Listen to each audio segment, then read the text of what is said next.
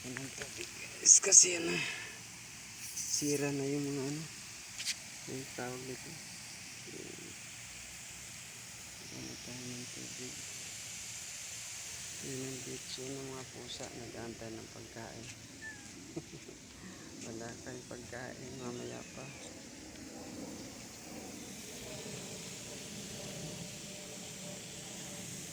Naggatak kanina. Ayan ang tamo. Hindi ako nakalapit kasi may tubig.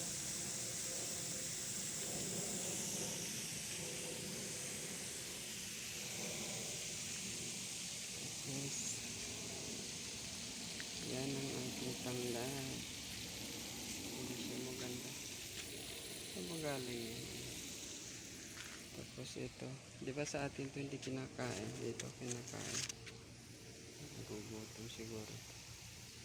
Kasi di nabigyan ng pagkain. Wala akong pagkain sa kwarto. Pagkain ng pusa. Ayan. Malapit na mag-harvest. Ayan. Ngayong taon medyo maganda ang bunga niya. Dito ako nagtanim ng kamatis noong nakaraang taon. Kaya lang ano siya. Ang iba. Hindi maganda. Ang bunga. Yung talong. Ano pala. Eggplant.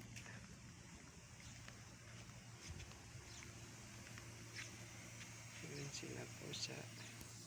Yan yung dati mga okrahan ko. Lapit sa tubig.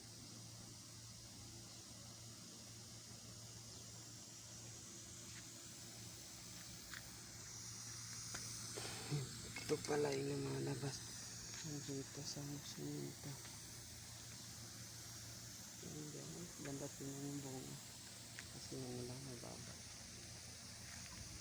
Ito walang tubig dito. Ay naputol ko pala yan, kaya pala humina.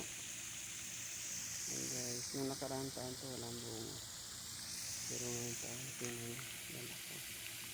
Kala ko hindi lalaki ito kasi masyadong maliit ng ano, yung pala malaki rin. Ito kung saan ako nandun sila. Ayan yung iba oh. Malapit yan dito.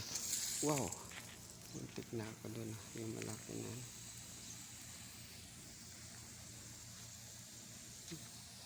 nabutan tayo.